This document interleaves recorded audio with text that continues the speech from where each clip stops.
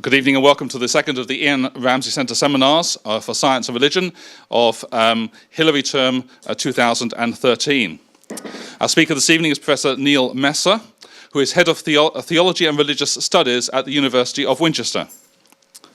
Neil Messer gained a doctorate in molecular biology in Cambridge before studying theology in Cambridge and at King's College London. He's taught in Oxford and Birmingham and Lampeter, and is currently Professor of Theology and Head of Theology and Religious Studies at Winchester. His research interests are concerned with the interactions between theology, ethics, the biosciences, and healthcare.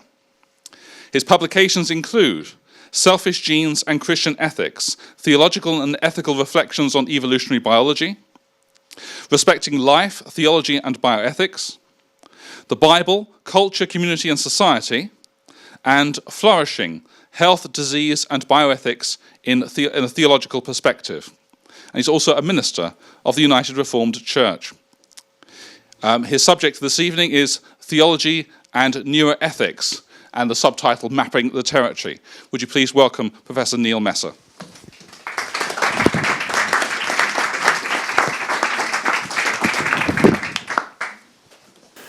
Well, thank you very much, Andrew, and thank you to everyone for your welcome and for the invitation to be here. It's a very great pleasure to be back here, not least because I think the first academic paper I ever gave in theology was at the Ian Ramsey Centre many years ago. Arthur Peacock was the chair and the respondent, and a very gracious host for the evening. So I have very happy memories of the centre from going back a long time. So it's great to be back. It's lovely to see one or two familiar faces and bits of my past catching up with me this evening, and I'm very much looking forward to the discussion that we'll have together. So this paper is an attempt to survey the emerging field of neuroethics and to ask how a Christian theological ethic might engage critically and constructively with that field. And I ought to say this is a very preliminary Reki of territory that I'm hoping to explore in a good deal more detail over the next few years. So it is very broad brush. The theological engagement with the issues that I identify will mostly be limited to pointing out what I take to be fruitful lines of inquiry, rather than presenting fully worked out conclusions. So with all those caveats and health warnings, first of all, what is this thing that I've been calling neuroethics? Well, to find out, where better to look than the Oxford Centre for Neuroethics, founded with Wellcome Trust funding in 2009. The Centre's website describes neuroethics as an emerging discipline addressing the urgent issues raised by the enormous advances in neuroscience during recent years. Advances in the study and technological manipulation of the brain raise questions about traditional understandings of consciousness, responsibility, well-being and morality, and about the limits that should be placed on the manipulation of the brain and the mind. The Centre marks out four main areas of research: cognitive enhancement, borderline consciousness and severe neurological impairment, free will, moral responsibility and addiction, and the neuroscience of morality and decision-making. Some of this, of course, fairly familiar territory in philosophy and theology, some maybe less so. Well, what questions does all this raise for a Christian theological ethic?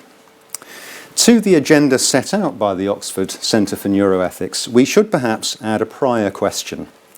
What theological significance should we attach to biological accounts of religious belief? If it turns out that the biological study of religion explains Christian belief away, as some people imagine, then a theological ethic can't even get started, except perhaps in some kind of non-realist mode in which I, for one, would find it hard to invest much time or effort. And to that prior question, we can add four more which respond more directly to the Centre's agenda. The second being what significance the biological study of morality, in particular neuroscientific studies of moral reasoning and experience, have for theological ethics. The third question is a question or a set of questions about consciousness. What might count as satisfactory criteria for identifying the presence or absence of consciousness, particularly in marginal cases? and what is the moral significance of its presence or absence. Fourth, we have some familiar seeming questions about determinism, free will, and moral responsibility. Do deterministic accounts of cognition, decision-making, and behaviour call free will and responsibility into question? And what stake does a Christian ethic have in these debates? And finally, there are practical ethical questions about the technological manipulation of the brain and the mind, both for therapeutic purposes and to enhance normal human capacities, so to say. And again, the question is what stake a theological ethic has in those debates and how a Christian theological tradition might exercise moral discernment in those areas. First of all then, the significance of biological studies of religious belief. I'm going to consider very briefly two kinds of biological investigation into religious belief. Studies intended to explain the evolutionary origins of religion in the human species, and accounts of the neurological correlates of religious beliefs, experiences, or behaviours. Accounts which some authors take, rightly or wrongly, to be explanations of the causal processes giving rise to those beliefs, experiences, or behaviours. A good example of the first kind of study is Pascal Boyer's 2001 book, Religion Explained. For Boyer, the central religious phenomenon to be explained is belief in the existence of supernatural agents. Gods, polytheistic or monotheistic, the spirits of the dead, angels, demons, jinn, zombies, and so on. Humans, he says, have evolved a propensity to believe in these counterintuitive supernatural agents. This originates in part from a mental module that attributes agency to other beings. Such a module would have been adaptive for our evolutionary ancestors.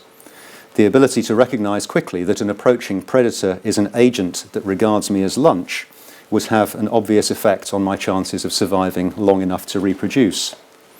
Furthermore, it would have been adaptive for such a module to be hyperactive rather than underactive. Attributing hostile agency to a rock would be a far less costly mistake than failing to attribute it to a lion. Boyer also holds that we've evolved mental modules for developing intuitive ontological categories, such as animal or plant or agent. Once we've identified a being as an animal, we automatically infer many other things about it. Now, our minds posit many different agents, some of which turn out to be counterintuitive in a specific, limited way. They violate some of the default inferences that would normally automatically be associated with our ontological category of agent, but they conform quite closely to most. So ghosts, for example, can pass through solid objects, but in many other ways they resemble any human agent.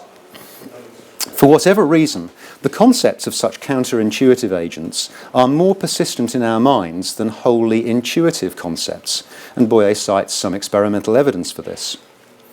Furthermore, supernatural agents can easily be seen as important and relevant to human affairs. A being with unlimited knowledge, for example, might be in a position to reveal strategically useful information to us. So, rituals and practices to establish good relations with these agents could seem important or worthwhile. Well, Boyer's theory bears many hallmarks of the discipline of evolutionary psychology, which characteristically assumes a universal human nature formed to a large extent by selection pressures during the Pleistocene, a relatively strong genetic contribution to human psychology and behaviour, a modular theory of mind, and an adaptationist or reverse engineering approach to evolutionary explanation. And many of these common assumptions of EP have been called into question by critics like Stephen Jay Gould, Hillary and Stephen Rose and their collaborators. Critics also charge evolutionary psychologists, fairly or unfairly, with producing evolutionary just-so stories, plausible seeming explanations underdetermined by evidence, which might be difficult or even impossible to test empirically. Moreover, there are one or two more specific features of Boyer's account that invite critical questions of their own. As we've seen, he treats a vast range of diverse beliefs and practices as variants of one category called religion, whose central feature is belief in supernatural agents. This might raise a few eyebrows among those religious studies scholars who devote considerable effort to the question of whether there even is a unified category called religion, and what might enable us to identify it if so. It could also well invite protests from theologians and members of religious traditions who would not regard their own beliefs and practices as examples of the same phenomenon as belief in ghosts or zombies. Not that the latter objection would carry much weight with Boyer, who comments early on in the book that people who think we have religion because religion is true, or their version of it is, will find little here to support their views, and in fact no discussion of those views. Gregory Peterson, commenting on this area of discussion, remarks on the conviction seemingly widespread in this field that religion is nonsense, and dangerous nonsense at that, and that science and scientific explanation can play a vital role in addressing the problems that religion creates. However, notwithstanding these critical questions, let's assume for the sake of argument that something like Boyer's project to explain religious belief is possible. What implications will that explanation have for a Christian theological ethic? I'll return to that question in a moment, but first I need to say a few words about the neuroscientific study of religion.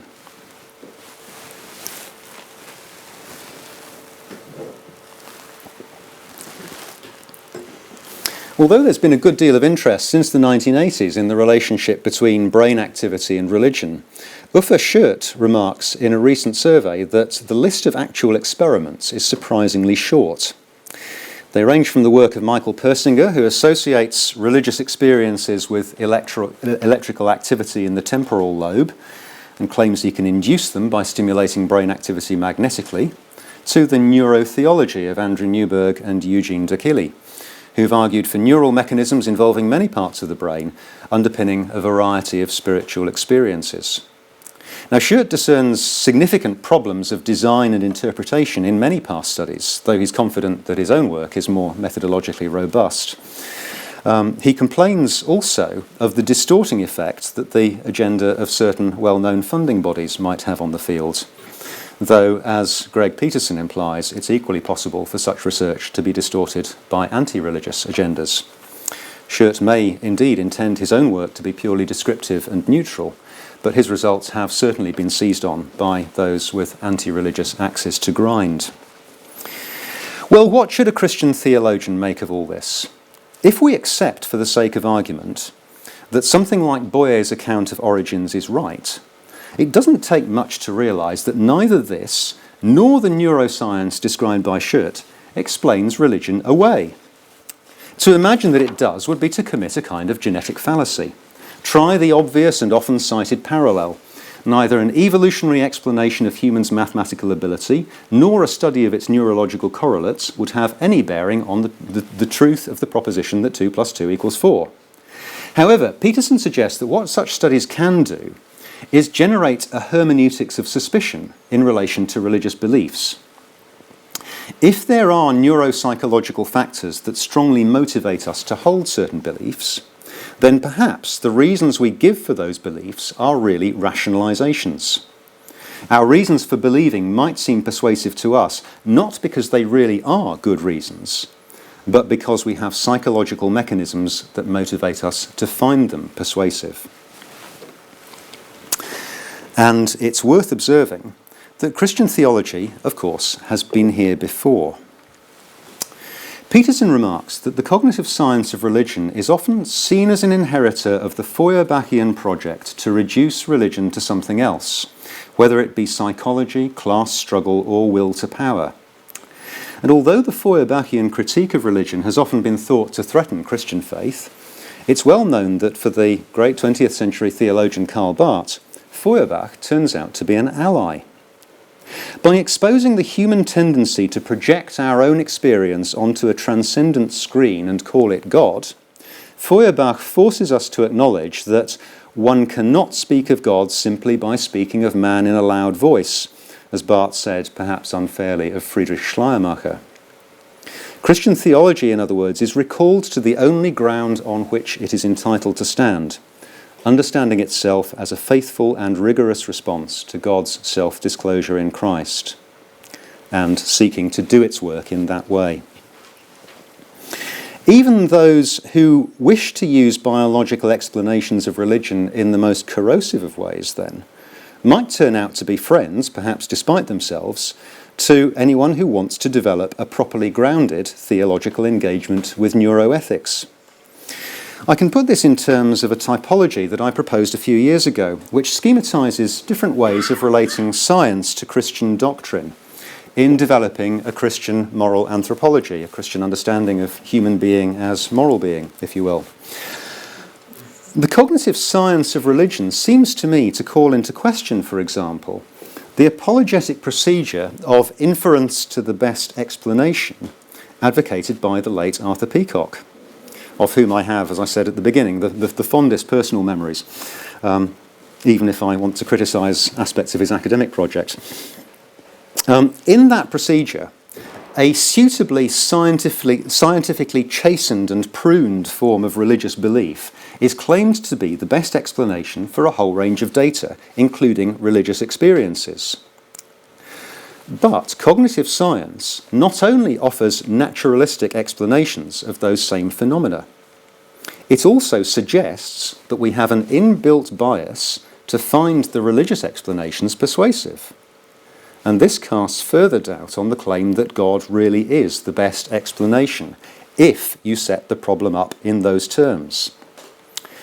If theology has anything to offer by way of critical and constructive engagement with neuroethics, I'd suggest, it will best do that not by adopting that kind of IBE procedure, but by remaining firmly rooted in its own characteristic sources, which are first and foremost the scriptures, by proceeding according to its own proper methods and approaches, and by being open to scientific insights, critically appropriated according to theological criteria. That's my type 4 in the scheme on the screen.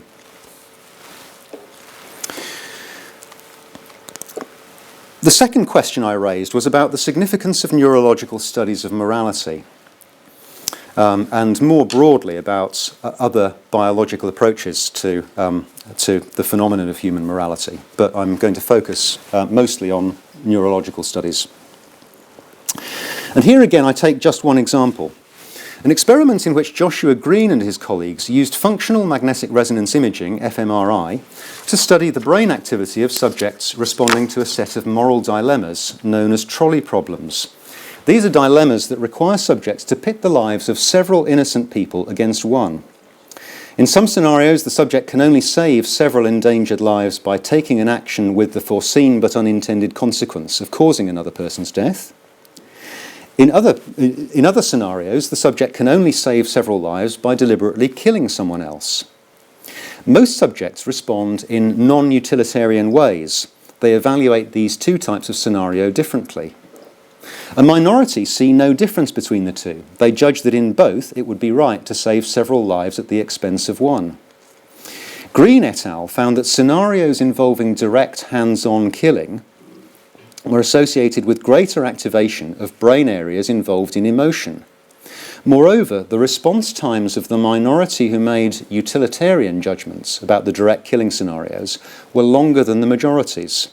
And from this, they inferred that the utilitarian minority were making reasoned judgments against their emotional predispositions.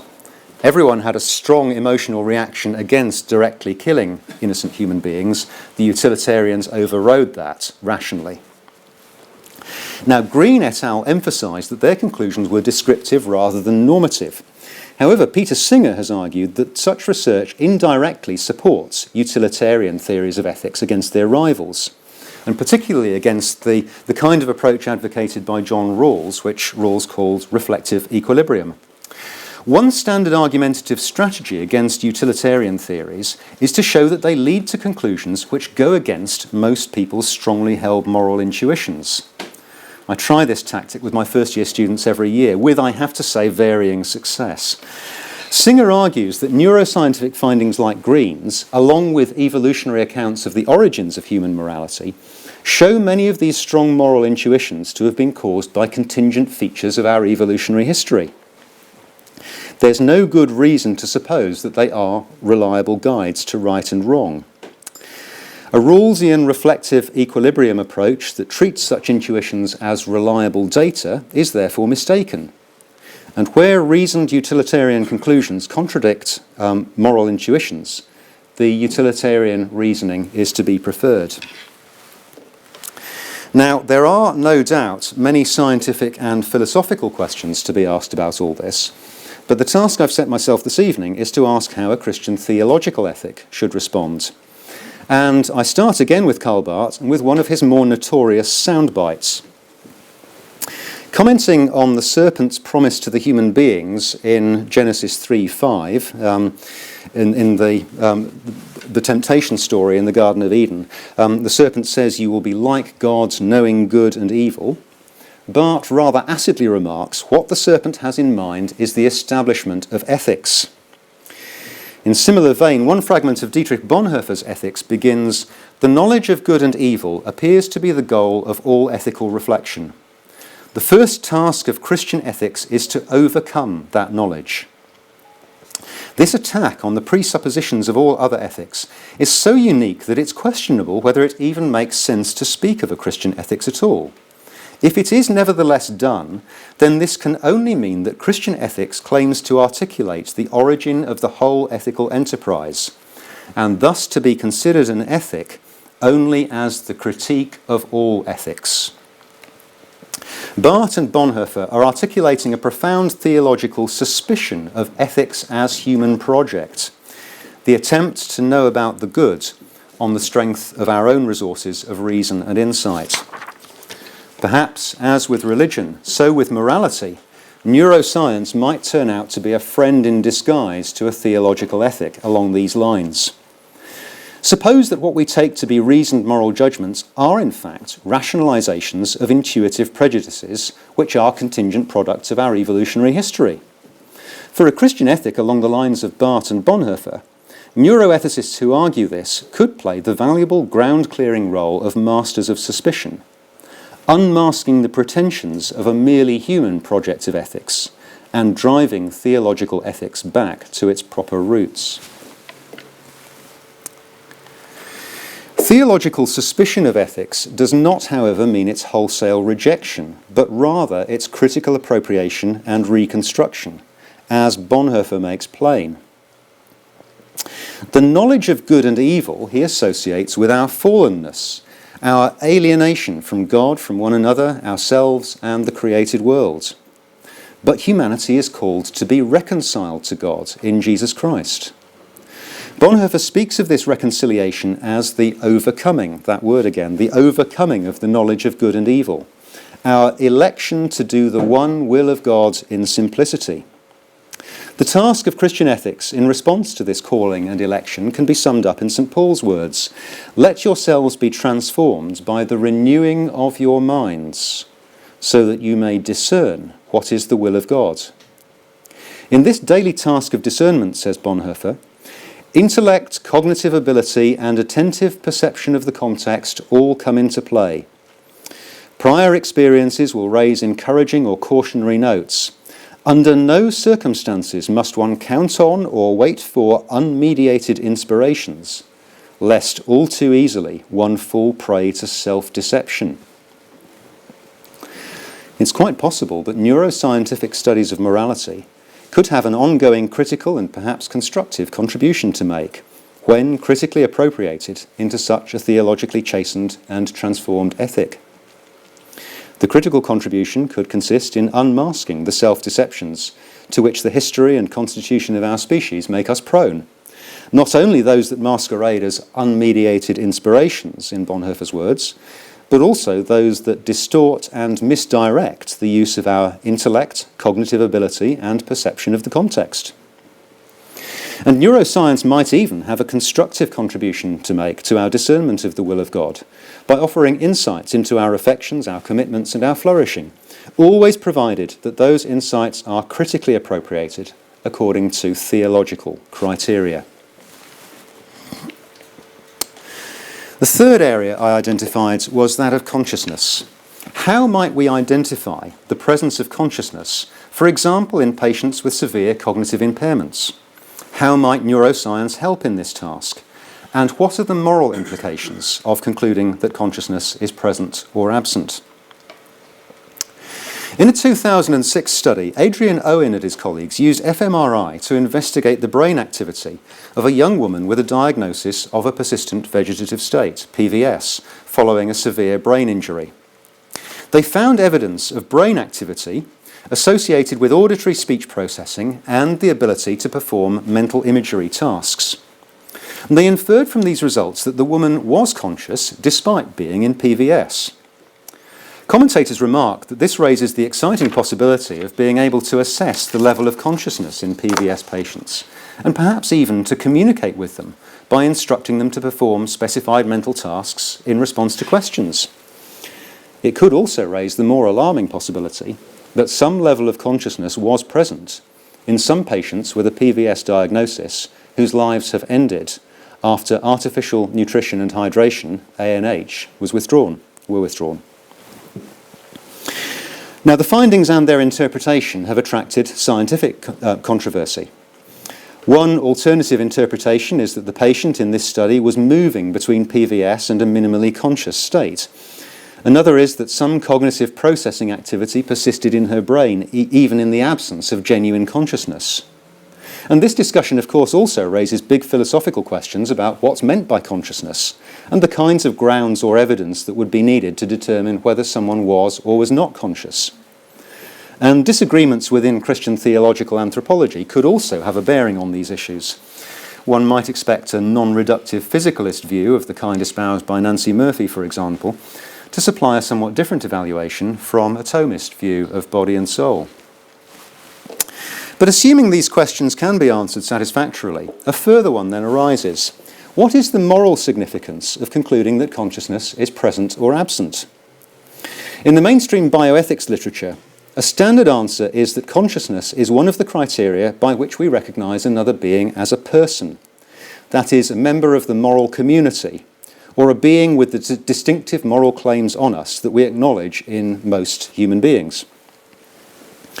Consciousness might even be a necessary condition of personhood, in which case we could say that if consciousness is unambiguously, permanently absent from a human being, she is not a person with the distinctive moral claims that persons have. For example, if a patient in PVS is no longer a person, so the argument might run, there is no longer the same moral obligation to protect and sustain her life as for persons. It could be legitimate on those grounds to withdraw ANH, resulting in the end of her bodily life. However, this line of reasoning has long been criticised by Christian ethicists.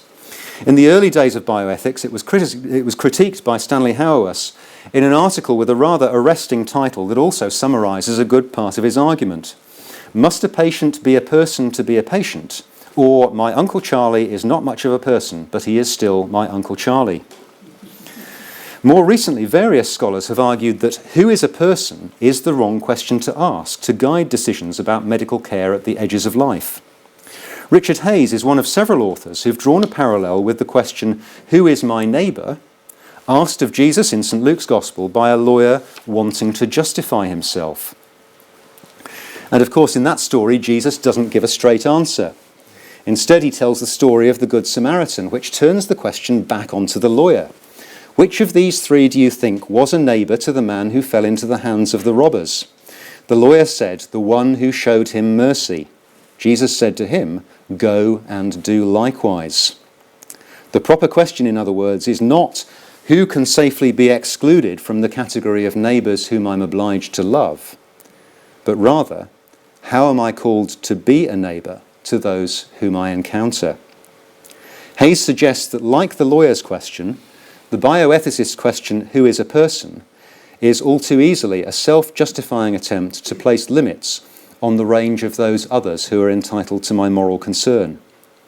Perhaps a better question to ask of patients in PVS would be, what does it mean for me to be a neighbour to this human being? Now, this is not, of course, to prejudge the practical issue about withdrawing ANH. That would still have to be addressed. The point is that for a Christian bioethic, such practical questions should not be framed in terms of theologically questionable arguments about personhood.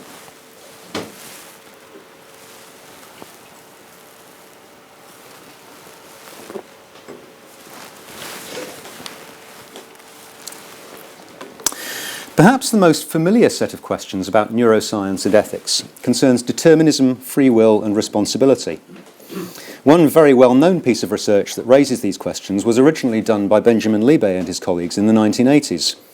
When Libet's subjects performed a voluntary action, flicking a switch, the readiness potential, an electrical change in the brain associated with the initiation of actions, occurred significantly before the time at which, according to their own reports, they decided to flick the switch.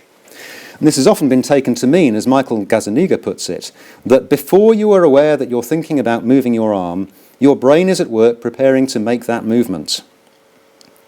If so, this raises three questions. First, does it suggest, as Edward O. Wilson once put it, that our freedom is only a self-delusion? Secondly, even if it does not, does it cast doubt in less wholesale ways on the freedom and the voluntariness of some of our actions? And thirdly, if our actions are less fully under the control of our conscious choices than we imagine, does that diminish our moral responsibility for them? The first of these is one version of the wider question: if our brain processes are deterministic, does that exclude the possibility of free will? Well, that question, of course, would take us into the deep waters of the arguments between compatibilists, libertarians, and hard determinists in the philosophy of mind, and time would fail me to give anything like a thorough survey of those debates tonight. I'll simply content myself with saying that those Christian theologians who take a physicalist view of the human person do not seem to find any particular difficulty in being compatibilists with regard to free will. In Nancy Murphy's non-reductive physicalism, for example, mental processes of reason, deliberation, and choice supervene on the physical brain processes which underpin them. And there's no reason why a causal sequence of events cannot also be a reasoned sequence. Now, Murphy's view is, of course, contested, but at any rate it demonstrates that theologians have some options open to them, even if they accept the physicalist view that the mind is what the brain does. However, even if results such as Libet's do not entail hard determinism with regard to free will, do they nonetheless call into question the notion that our actions result from our conscious choices? Libet's findings are sometimes taken to mean that what we represent to ourselves as decisions are no more than post hoc rationalizations of actions that really result from unconscious and involuntary neural processes. Is this so? And if it is, how much of a challenge does it pose to Christian notions of free will? The philosopher Daniel Dennett is not often much of an ally in developing a Christian account of human being and action, but his commentary on Libet is, I think, quite helpful. He remarks that it's odd, at any rate for those who are not Cartesian dualists, to make the kind of distinction Gazzaniga does between you and your brain. The implication seems to be that the real you inhabits what Dennett calls a Cartesian theatre, a kind of command and control centre in the brain where it simultaneously issues commands and is aware of issuing them. If that were the case, it would indeed be perplexing to discover that the commander-in-chief was not issuing commands until after his or her subordinates had begun acting on them. But if instead we think of decision-making like other mental activities as a process that takes time, whose neural substrate includes various parts of the brain, then the problem posed by Libet seems to dissipate. As Dennett puts it, you are not out of the loop, you are the loop. Though a theologian responding to this discussion will certainly want to say that you are not merely the loop. In a more modest way, however, Libet does signal the possibility that neuroscience could raise a kind of critical question about free will by exposing neuropsychological influences of which we are unaware on our choices and actions.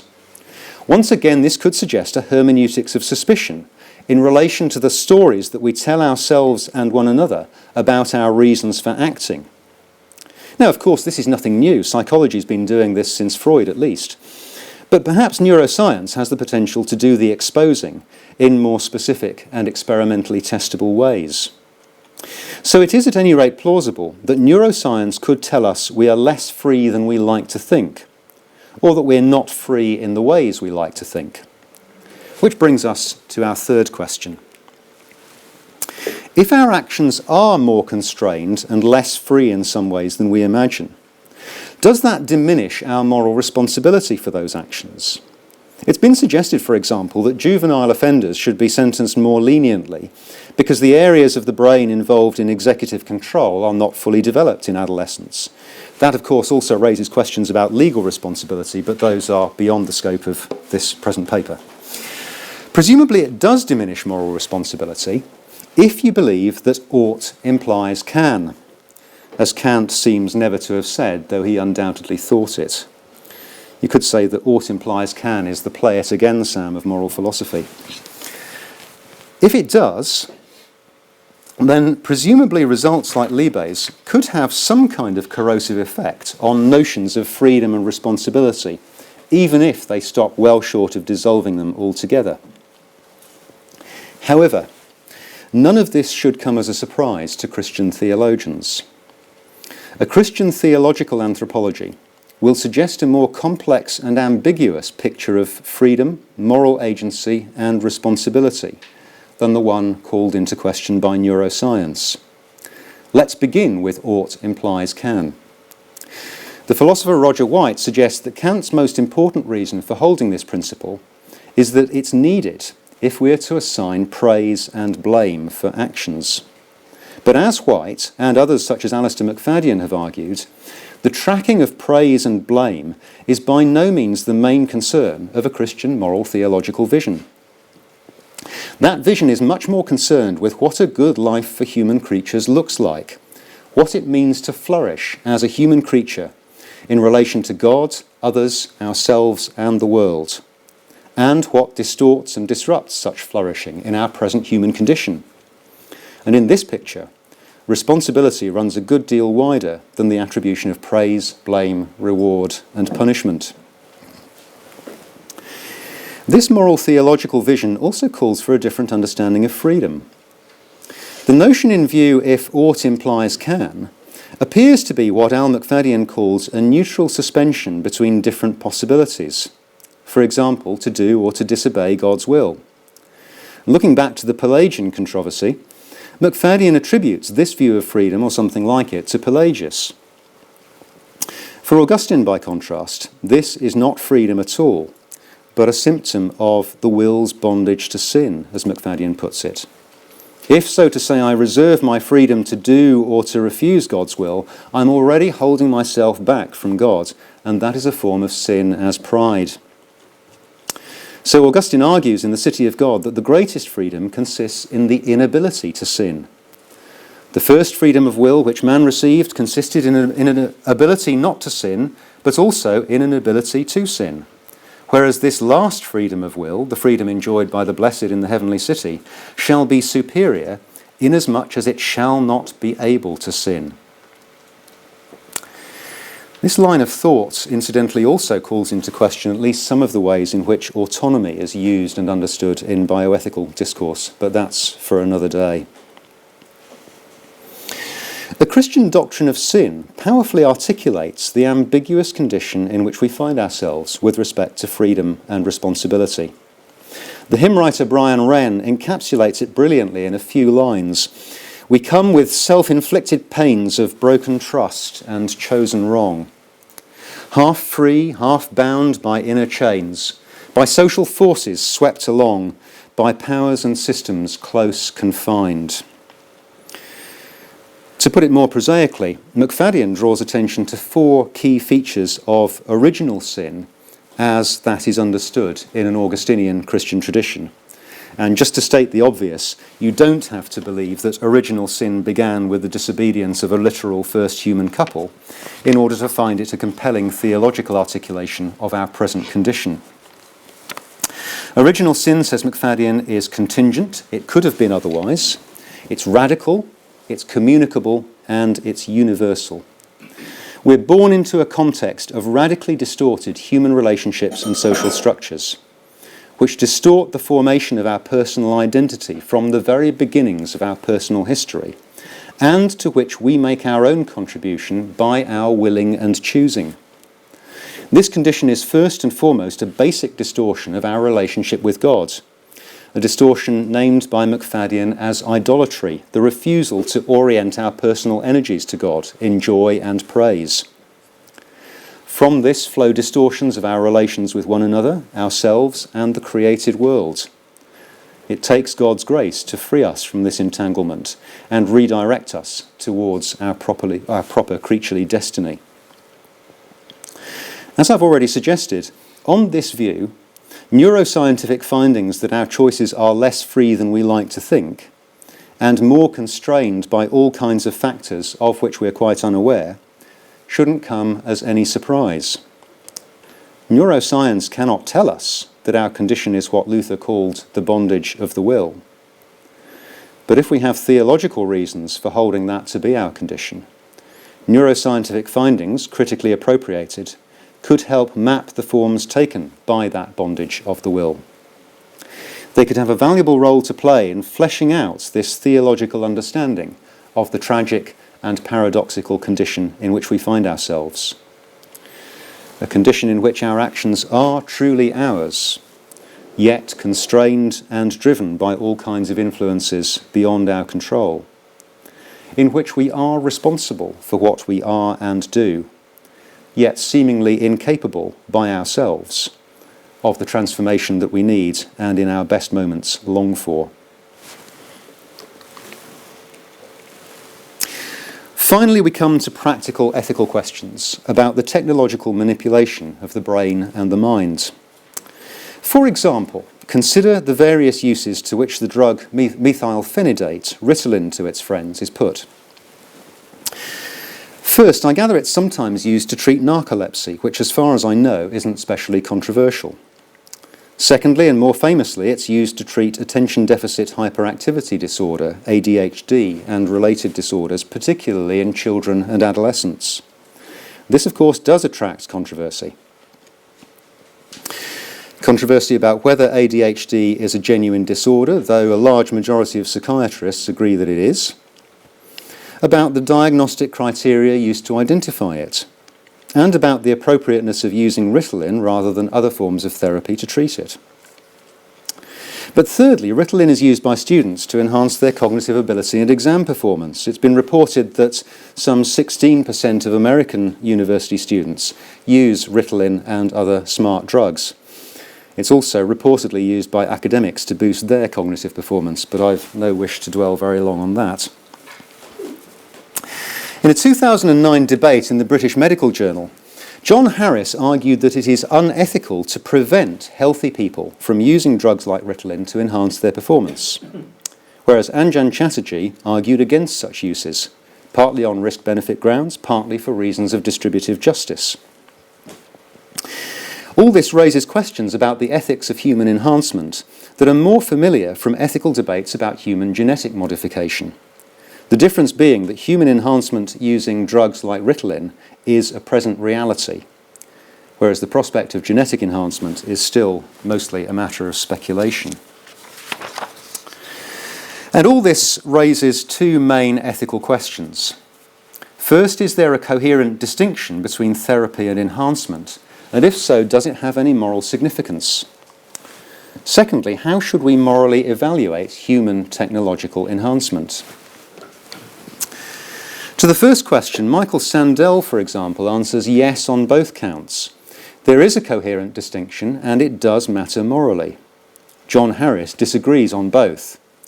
It does not draw either a morally significant or an explanatorily significant distinction, he says, and so fails utterly to be useful. And this disagreement reflects more basic differences of ethical theory and moral vision. Harrison's denial of the distinction is of a piece with a utilitarian approach to bioethics, whereas Sandel holds that the moral stakes in the enhancement debate are not fully captured by the calculation of costs and benefits. If a morally significant distinction between therapy and enhancement can be defended, it's clearly going to depend on concepts of health and disease. And indeed, Harris draws this out quite explicitly and rejects some concepts of health and disease because they won't support his equation of or he rejects them because he doesn't think they're coherent, but the accounts he rejects are ones that don't support his equation of therapy and enhancement, his rejection of that distinction. The reason's fairly clear. To distinguish between using a technology to treat a disease and using the same technology to enhance the capacities of healthy people, we need to understand what we mean by a disease, how we know one when we see it, and how a diseased condition differs from a healthy one. And these might seem like very commonsensical everyday concepts, but on inspection, they turn out to be more slippery and harder to define than we often imagine. There is an extensive literature in the philosophy of medicine that addresses questions such as, is health an all-embracing concept encompassing every aspect of human well-being, or does it refer to a more limited range of human goods and capacities?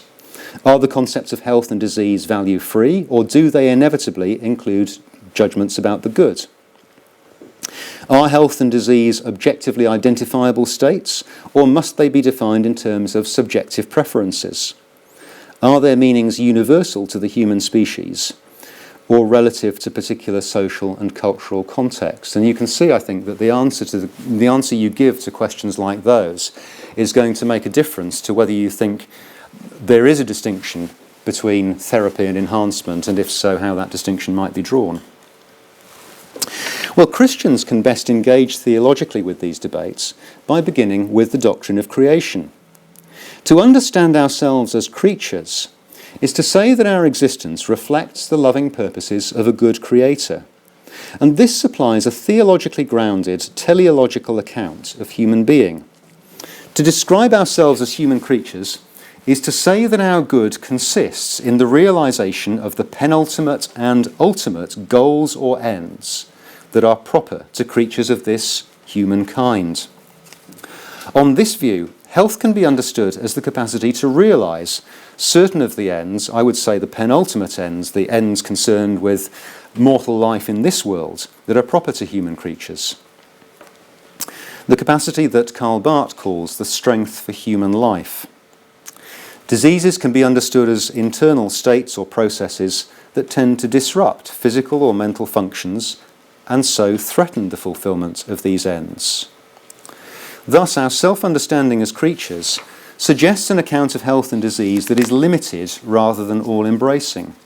Not every kind of good can be subsumed under the category of health. There are human ends that aren't directly related to the strength for human life, the way Barth conceptualizes it. It's an account that's evaluative rather than value-free, and it has some aspects at least that are both objective and universally human. There are goals and ends that are just given by virtue of our being this kind of creature rather than some other. And this understanding can ground a therapy enhancement distinction that is capable of real ethical work. It makes theological sense to see narcolepsy as a threat to the fulfillment of certain creaturely goods and ends, for example, in a way that the capacity to get a 2-1 but not a first in your finals is not. So the use of Ritalin in the former case can properly be called therapeutic, and the latter enhancement. And of course there are more ambiguous borderline cases, perhaps ADHD is one, which need careful prudential judgment to sort them out. But that does not undermine the coherence of the distinction. Moreover, this account gives clear reasons for evaluating therapy and enhancement differently.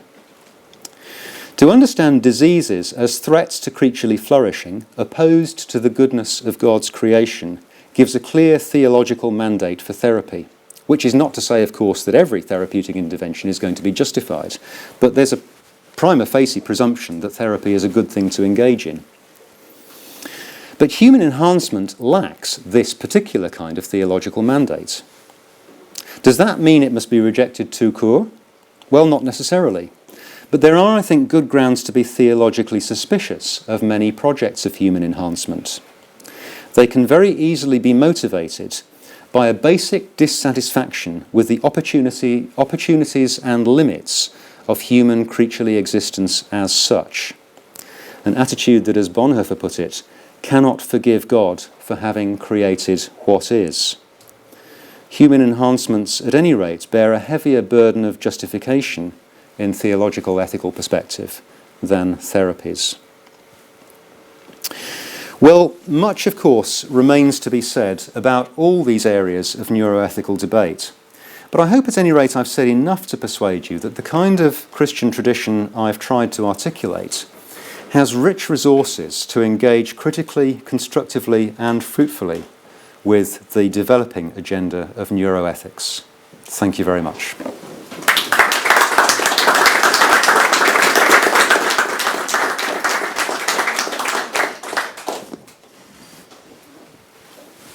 Thank you, Professor Messer, for a very stimulating introduction and actually an intrinsically difficult task to have synthesized such a wide field in such a revealing way. So thank you very much. We have about half an hour or so for questions, and I'm going to ask my colleague Ignacio to take the microphone round. If you want to ask a question, do wait until you have the microphone, if you want to be recorded. Thank you.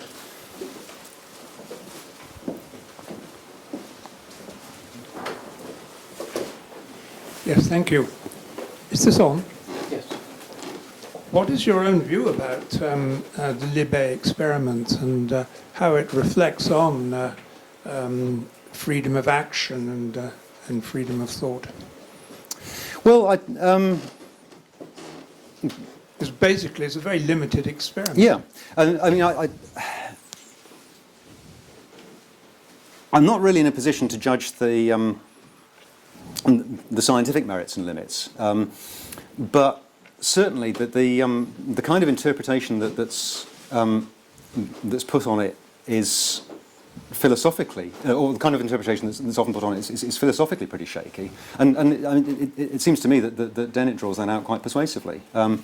There are a whole lot of hidden presuppositions in the ways that people often interpret those findings, and those presuppositions don't seem to me to stand up to very much scrutiny. So I mean, what I suggested in the paper is at any rate, my provisional view. I don't think the Libet experiments tell us that we don't really do voluntary actions. I mean, I think that would be a terrific misunderstanding. It would be a kind of confusion of categories, really. But I do think that Greg Peterson's suggestion of the hermeneutics of suspicion is one that also applies in this area. This might be another potentially, these illustrate the possibility that neuroscientific studies of how decision-making happens could expose a whole lot of drivers and motivations and influences of which we're not, for the most part, conscious. And whether Libet actually does that, of course, is a moot point. But it wouldn't seem too surprising if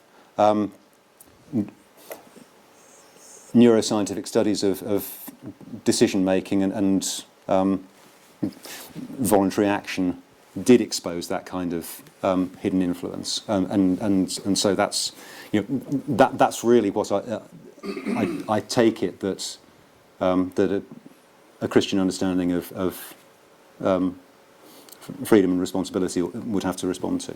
So. Yes, do you believe in free will, and what would your arguments be for free will? I do.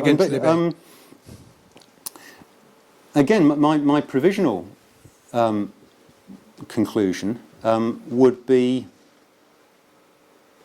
that it can, in a Christian understanding of human being, it can be grounded reasonably solidly in something like the non-reductive physicalist view that Nancy Murphy sets out. I mean, let's assume, for the sake of discussion, a kind of physicalist view of human cognition and decision and action, in the sense that it would, in principle, be possible to conceive of an unbroken causal chain of physical events involving brain processes. Let's assume that.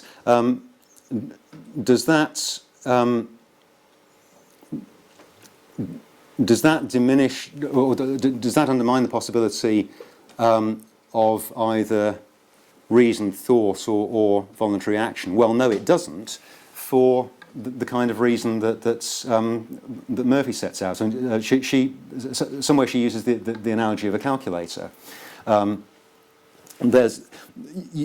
You could describe a set of physical processes in the electronic circuits within the calculator, but you have a reasoned sequence of events, as it were, in her words, supervening on those. You have a calculation being done using this physical substrate, and there's no reason why this physical sequence of events, the electronic changes in the circuitry, cannot also be a reasoned sequence, the calculation that's performed. And that analogy, she uses that as a rough analogy for the relationship between processes of reason and choice in the brain and the physical processes that underpin them. So yeah, you can certainly give persuasive accounts. Whether that's the right one, I mean, there's a lot of arguments about that, both among theologians as well as among philosophers of mind. But at any rate, that's one of the strong options on the table, it seems to me. So yeah.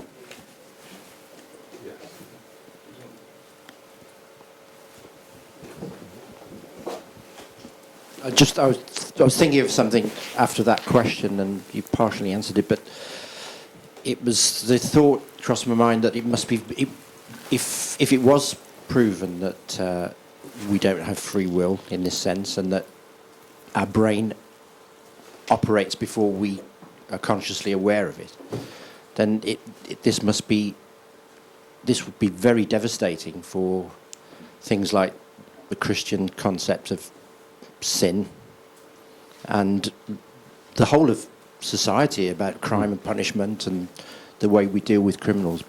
It could be a very revolutionary idea, but it doesn't mean, I mean, it would be a very uncomfortable idea to live with, but if it turns out to be true, we might have to readjust everything we think about the way we punish people for things they do wrong, and the way Christian theology looks on sin. Well, it would indeed, and I mean, so some popular writers on evolutionary psychology, for instance, follow this through to quite an extreme conclusion. I mean, sometimes in quite a simplistic way, but someone like Robert Rice, for example, says we should stop thinking of ourselves as responsible for our actions. That's a useful fiction to enforce desirable kinds of behaviour, but we need to recognise it's only a fiction. On the other hand, we ought to get it. We ought to accept that we're simply robots, but then we need to get used to the idea of punishing robots when they go wrong, so as to stop them going wrong anymore. He. In a fairly rough and ready way, he ends up with a thoroughgoing utilitarian view of punishment. People are punished not because they deserve punishment, but because that's what's going to reduce the level of harm to society as a whole. Now, that might sound like a humane approach to take to punishment. In fact, it seems to me it's anything but, because the notion that you deserve punishment, at least in principle, sets limits on the amount of punishment that you ought to get, whereas a utilitarian view doesn't set any limits in principle. If you're not responsible for your actions, but your actions are dangerous to other people, then on the utilitarian view, then presumably society would be justified in doing whatever it took to stop you doing that damage. A good deal of that follows, quite possibly, if you say that we really don't have free will and we're really not responsible for our actions. But and I go back to the questions I was raising in the paper. Does it really say that? If experiments like Liebey's suggest that your actions are happening before you've made the decision, well, who's the you that's making the decision? I think Dennett's right that setting it up in that way presupposes some kind of mental picture where there's a kind of little homunculus sitting in the driving seat in my brain and getting messages from the various centres of the brain, the kind of outstations that control the actions. But Dennett says that's a misconceived way to think of how brain and mind operate. You are the whole operation, which is an operation that takes time and is integrated. So who's the you that's making the decision? Well, the you that's making the decision is what the whole brain that's engaged in this whole temporal process does. There's not a separation between the action potential and the awareness that you're making a decision. They're all part of the same process. So I think that that kind of radical denial of voluntariness is just philosophically mistaken, as far as I can see. But there are these smaller scale doubts which I think do cast doubt on some popular notions of how moral responsibility works. I mean, or if you rather, I should say, if you conceive of moral responsibility in the way that modern societies and cultures very often do, thanks to Kant and others, then it's quite possible that neuroscientific results will say, well, we're less responsible for our actions than we tend to think. What I'm suggesting is that a Christian theological engagement with this will reframe the whole question, and will think of responsibility in very different ways from the ways that a good Kantian would. Yeah?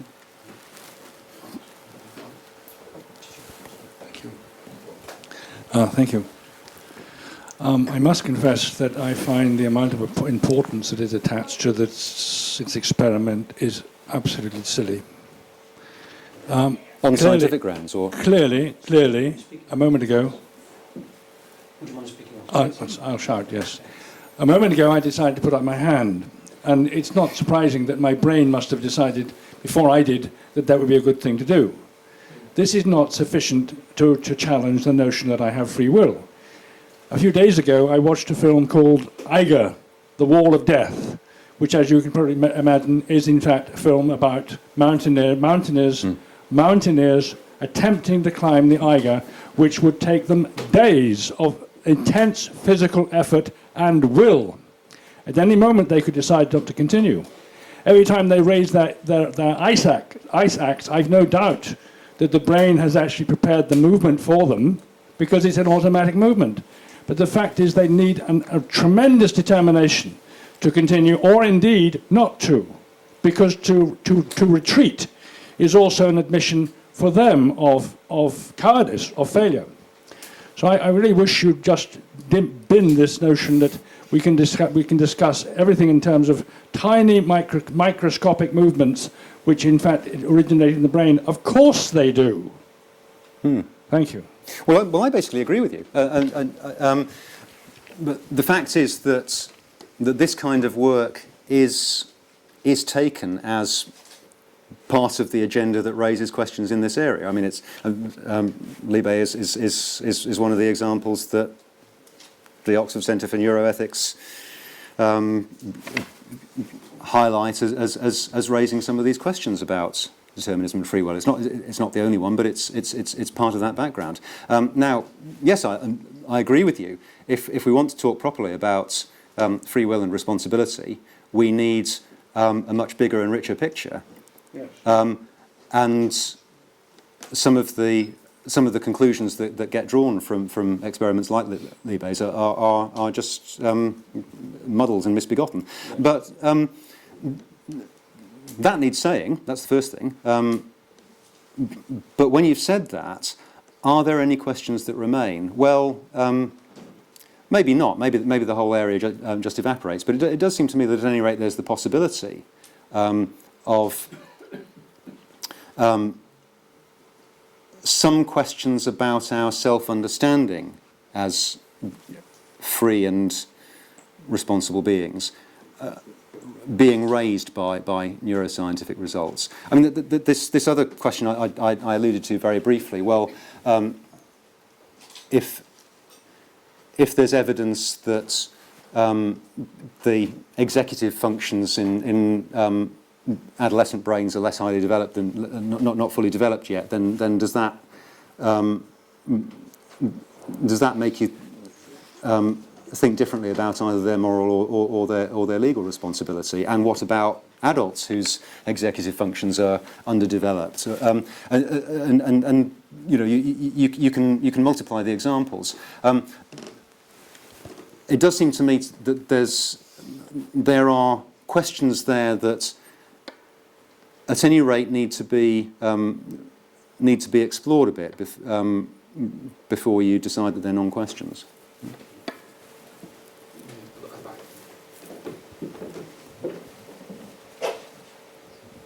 Yeah, I have to apologise for moving around a bit. I've got some sciatica, so sitting down and standing up is painful. That's not what I want to talk about now. I don't know if you can hear me. Is that right? Yeah. I was going back to where early on you were saying about when the stimulation of the brain can give rise to theological experience, or Oh yes. yeah, Yes, but the God helmet. yeah, what I was thinking is that those the basis has to be put in there somehow, and it still says more about how we should be teaching and how people learn than anything else. And so when we're talking about how to correct or how to punish, really, I think you were saying the same thing about executive functions. It's possible to know that they've been put in there somehow, and if they're faulty, to perhaps correct them. And it gives a whole different idea about how we might be teaching, perhaps. Yes, indeed. Again, as in these other areas we've been discussing, the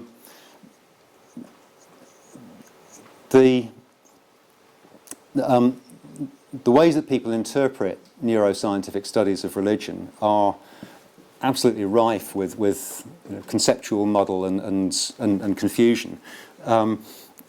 So those experiments of Michael Persinger's are often taken to mean, well,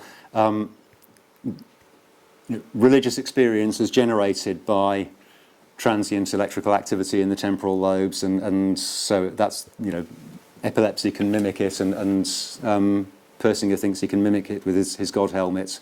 Well, other people have actually failed to replicate his results. So again, there are scientific questions to be asked about it. But the philosophical confusions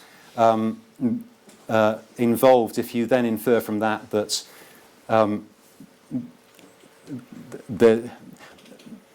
there's nothing more to be said about religious experience than that it's a product of brain activity, I mean, are obvious. Given that we are embodied creatures whose mental activity depends on our having physical brains that function in certain ways, well, if there is a God and we encounter that God, you would expect that to leave some traces in the brain. And you would also expect that all kinds of aspects of our human experience, our development, and so on, leave their traces and influence the way in which the brain develops and its and its activity works and all the rest of it, of course. In which case, possibly the study of the brain can give insights into how to raise children well, how to ensure this development happens, in a better rather than a worse way, as I think you're suggesting. Yeah, all of that could be true. So yeah, I think basically I very much agree with you. The results and the kinds of scientific findings that I touched on may well have all kinds of interesting implications and that they may have interesting lessons to teach. The sort of radically corrosive conclusions that are often drawn from them are often, muddled and poorly justified. So, yeah. Thanks. I want to ask about a specific case. Patients who are adults and have damage to their ventromedial prefrontal cortex have been shown in numerous cases to lose the ability to evaluate the world in a morally normal way, manifesting in things like a lack of social tact, or in extreme cases, things like pedophilia that they didn't demonstrate before. And then children with damage to that area during development actually show what seems to be an inability to actually reason morally as we would expect a person without that type of damage to be able to. So my interpretation of that suggests it's a strong case against the idea, or it's at least strong evidence that the way we intuit our ability to act freely in a moral sense. I would like to hear your interpretation of that. So I'm not quite clear what you think it's a case against and why. Can you expand on that a bit? The idea that if a very focal lesion of our brain to an adult could rob us of the ability to act in a morally normal manner, I think it's a strong challenge to the idea that our normal moral intuitions are somehow completely free in the sense that we would in the sense that they're intuitively spoken of. But maybe not. I mean, I don't see how that line of reasoning couldn't apply to any aspect of brain activity and might not end up undermining itself. I mean, damage to certain identifiable areas of the brain would completely undermine our ability to reason logically, or to draw inferences from scientific evidence. That doesn't undermine the merits of those inferences we draw, does it? I don't quite see what the intuition of free will. The thing that's challenging about Libe's experiment, regardless of the methodological weaknesses, is that it seems to suggest that our consciousness is a post hoc phenomenon. And if you want to reject that, you need to somehow salvage the idea that whatever will is, you freely initiate the brain mechanism or brain process that causes that. But I think the fact that you can lose this whole moral faculty with a small lesion undermines the idea that it's not that I can't I communicate this very well, but perhaps I just can't express this idea correctly. Well, I'm wondering what you'd expect what you'd expect to see if we genuinely were free. I mean, I don't. I don't quite. I don't know what you could expect if you genuinely were free. That's why I think, in the intuitive sense, we are. But I'm not sure how the inference works, because I mean maybe I'm just being dense, but I can't see how the fact that that a specific lesion can destroy this capacity of itself calls into question the existence of the capacity, which I think you're suggesting. I mean, I want to monopolize that. I don't see how it follows. I'm not sure I'm understanding your question fully yet, but.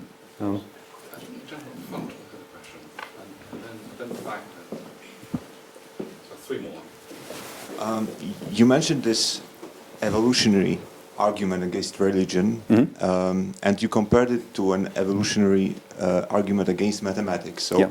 as a working mathematician myself, I have a problem with it because this argument against religion has a very concrete implication for me. Namely, if someone tells me that, for example, when I go to church, I feel good, therefore God exists, or when I pray, I feel good, therefore God exists, I know, thanks to this argument, that it's a wrong argument, whereas I don't see any such implication for mathematics. Mathematicians don't say anything about existence of any additional beings.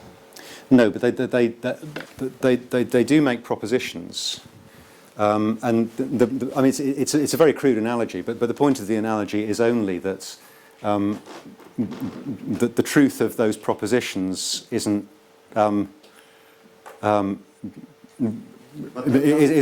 denied by an understanding of the processes by which we come to reach those propositions. Now, which, let's say, as it is for me, that I have an implication. What does it mean for me?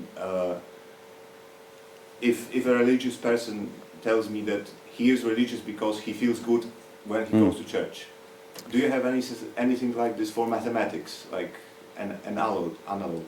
Well, I don't, and really that's the point of the analogy. Nobody doubts that. Nobody doubts the status of mathematical propositions, regardless of their neural substrates. So there isn't an analogue. The fact that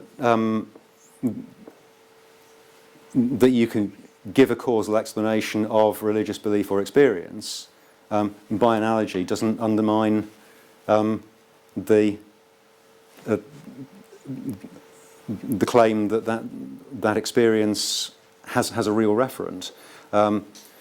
But as I said in the paper, I don't want to hang too much on that, because it does seem to me that that a believer, a Christian believer who's pinning their faith on their subjective experiences is pinning it on the wrong support. The basic reasons for faith aren't that when I pray or when I go to church I feel good, or that I feel the presence of God. But those things can mislead us and can be illusory. And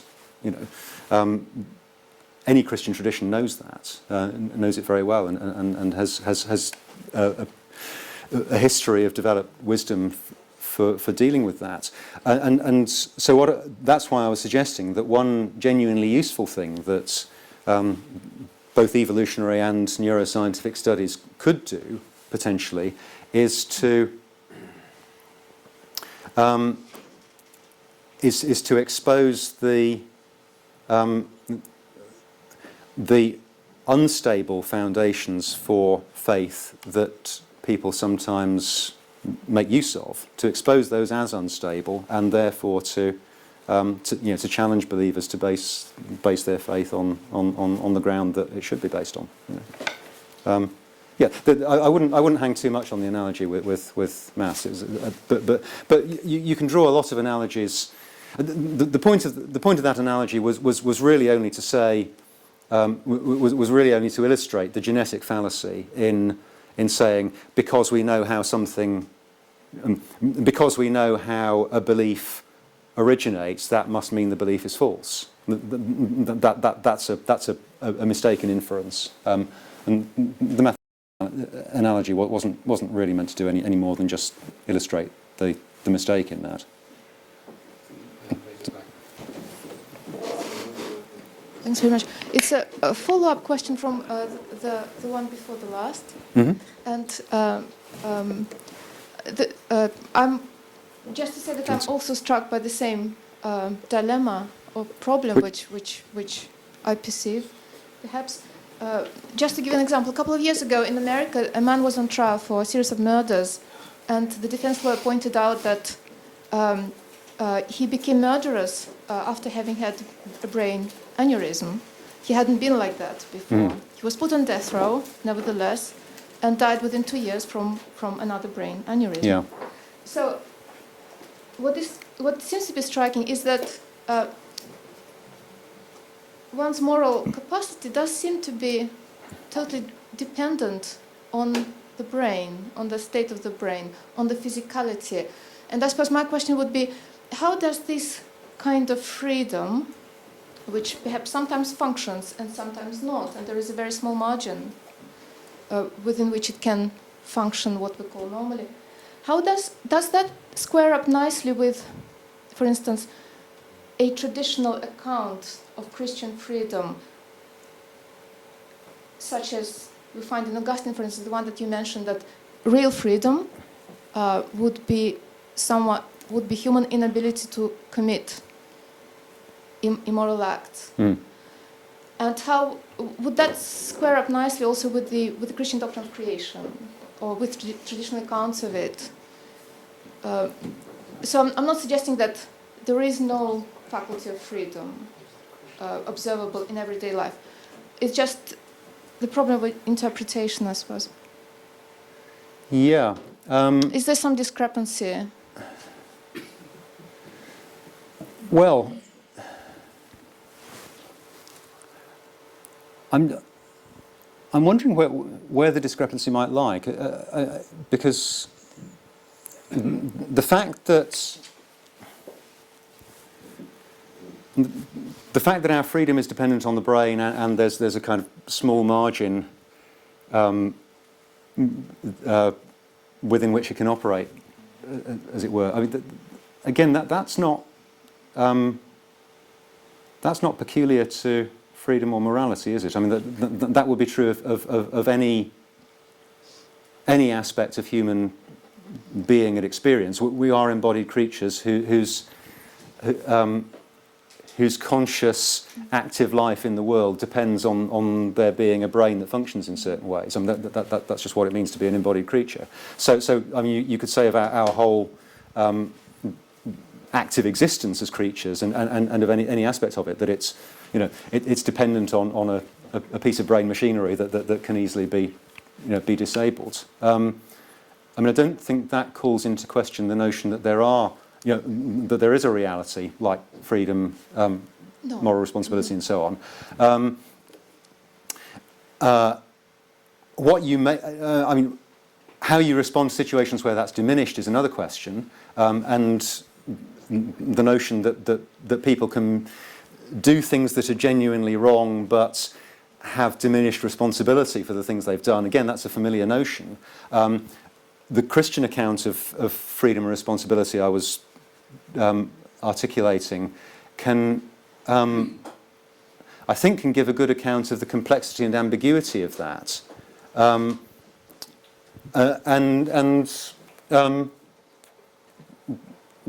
Yes, and what else to say? What was the last part of your question? Remind me. To have a consistent theory of freedom, would we need to deny that there is freedom as it is observable today? Or can we provide an account? Do we need to provide an account of freedom or virtue or morality that inheres today that would explain this apparent discrepancy between the present state of things and the ideal state of things that Augustine or traditional Christianity seems to be describing in relation to the doctrine of creation? Yeah. Yes. Thanks for that. And well, of course, the present human condition that Augustine is describing is is a condition of a good but fallen creaturely existence. So unambiguously, we and all God's creatures are created good. Creation is good. There's no question of that. But the present reality is that the goodness of creation is compromised and flawed by what Augustine in his tradition calls the fall and original sin. And I sketched an account of how I would read that tradition, which means that the fullest kind of freedom, as he describes it, isn't part of our present experience. It's part of what Christians hope for. That there will be a fulfilled human existence where we're not even tempted to sin. It's not possible for us to sin anymore, any more than it's in an analogous way to the way in which it's not possible for God to sin. That's not our present reality. Our present reality is this much more mixed and ambiguous one. But in that present ambiguous reality, part of Augustine's really interesting and fruitful point is that what we often take to be freedom is in fact quite its opposite. And in the light of that eternal hope, we know that to be the case, where our common sense notions of freedom might actually give us the wrong impression. Final question for Helen.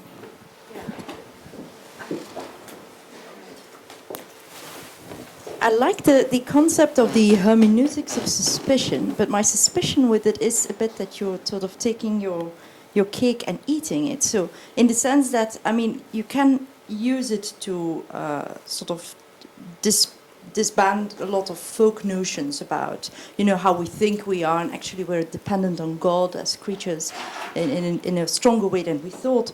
But indeed things like, for instance, strong substance dualism, I think that it's because you did mention, Murphy and her emergent sort of her physicalism is compatible, but surely some traditional Christian notions would have to go as well. If you take it really seriously. I think it's, on the one hand, strange to take the hermeneutics of suspicion, but on the other hand to say, look, and we can still be strong substance dualists. Or do you think that that's not the case? How far would you go? Well, to use that particular example, I've no interest in saying that we can be strong substance dualists.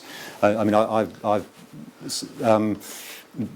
kind of hinted at a preference for a Murphy-type non-reductive physicalism, but even if you don't go down that road, if you're a if you're a Thomist, you're not a strong substance dualist. I don't see that any mainstream Christian tradition has any stake in being a strong substance dualist. But the more general point is, doesn't the hermeneutics of suspicion turn back on Christian belief itself? Well, can you give any examples of the areas of Christian belief that you think would be so I was thinking specifically about the neuroethics and the examples that we've seen here about how people, when their brain is damaged, they sort of start behaving in ways that are maybe socially not appropriate. So I'm thinking, if you look at something like an evolutionary account of ethics, then clearly I think that matches really well with the concept of original sin, because we are still responsible agents, but through our evolutionary history we have these tendencies. But I don't really see how to map the neuroscientific findings of people who seem to lose the capacity to act, in ways that are socially acceptable and so on, as a result of brain damage, how to match that really with original sin. It seems like you would have to sort of fit the concept to, it doesn't seem to be like a really natural fit in that case. No, I think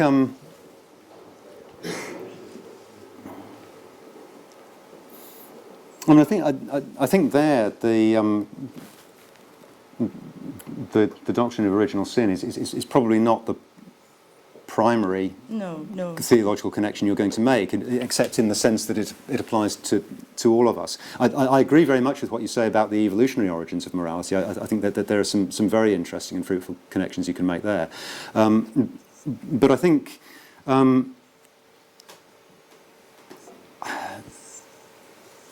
I think Christian moral anthropology has always had resources to understand how it can be that there are some people who are not themselves, or who are not responsible for their actions, or who are in a state of kind of diminished responsibility, those common sense notions find their way into our legal systems, our everyday discourse. It seems to me that you can. If you have a mainstream Christian understanding of a world created good in which all kinds of things go wrong and misfortunes happen, some of the evil in the world is sin, but a whole lot of it isn't. Well, some of the misfortunes that happen happen to people and make them no longer themselves, or make them lose some of their faculties and their abilities. And I mean, what would a Christian understanding of sin, among other things, say about that? Well,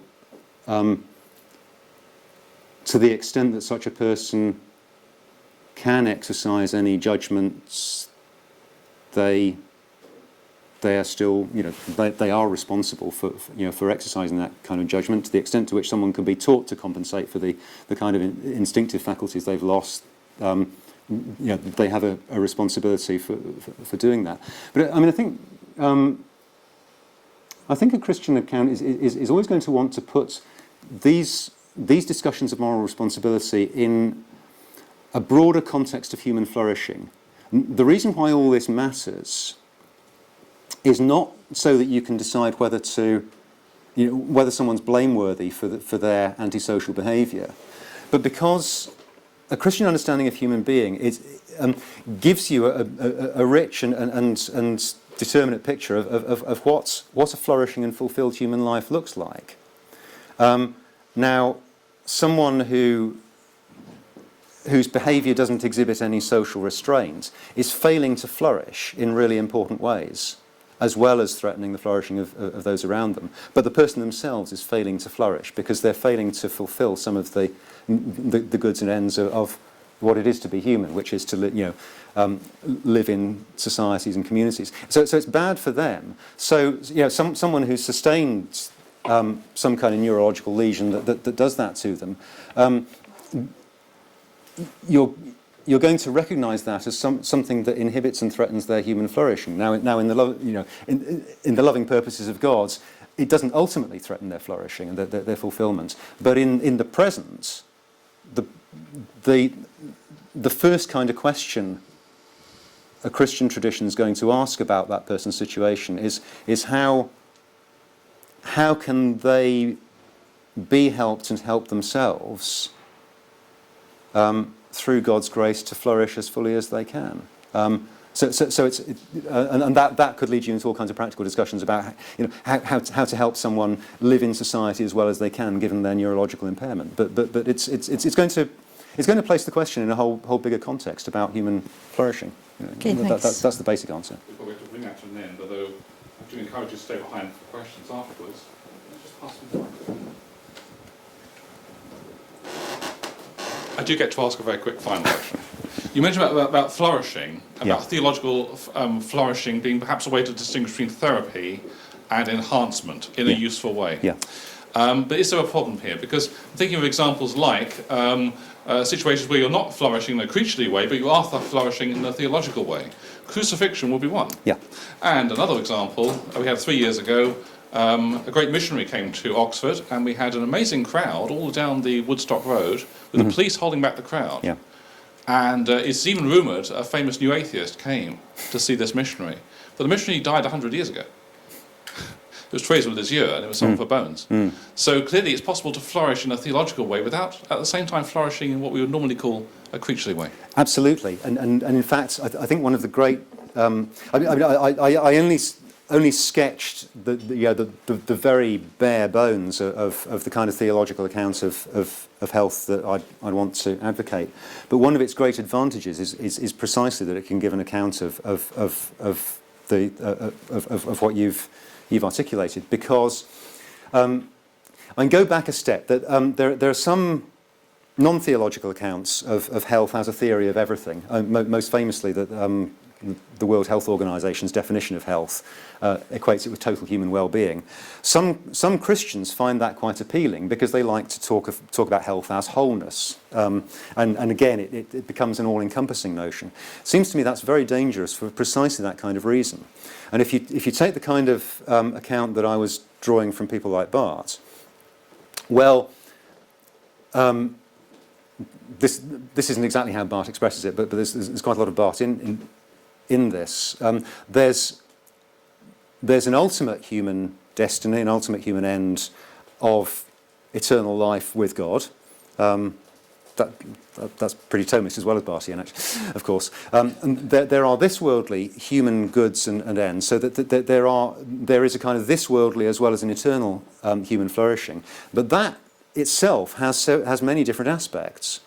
And Barth talks about freedom before God, freedom in fellowship, in relationships and society, freedom for life, freedom in limitation in our particular places and vocations. So one dimension of that is the freedom to live the kind of embodied creaturely life that we live. That's where he locates health. But that gives you a way of saying this is one kind of good, but it's not even the only penultimate good, never mind the ultimate human good. All our penultimate goods presumably point towards that ultimate good.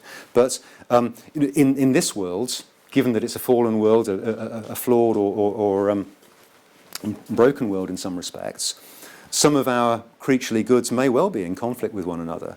A Christian understanding of martyrdom makes that very clear, because a martyr, in effect, is making the decision that the goods of bodily life and health are less important than the good of faithful witness to God, if those two come into conflict. So, absolutely. Yeah.